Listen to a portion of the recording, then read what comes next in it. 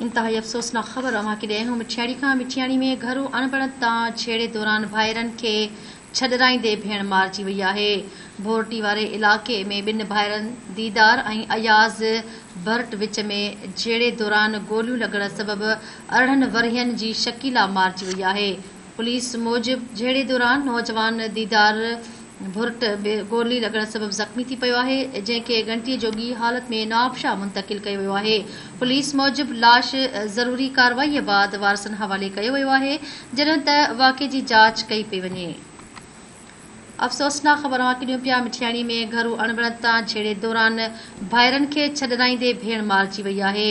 भुरट वारे इलाक़े में ॿिनि भाइरनि दीदार ऐं अयाज़ भुरट विच में छेड़े दौरान गोलियूं लॻण सबबि 18 वरहियनि जी शकीला मारिजी वई आहे।